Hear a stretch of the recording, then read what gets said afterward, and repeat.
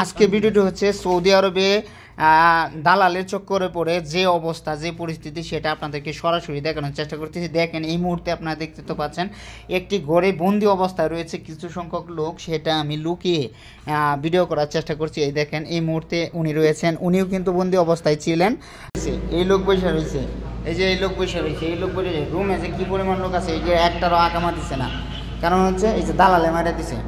প্রয়োজন এটা ভাই, আপনার আকামার সমস্যা 4 মাস ধরে আকামা নাই না ভাই? আপনারও কি আকামা? আমি 4 মাস ধরে আকামা কার্ডই ছুঁয়ে দেই না।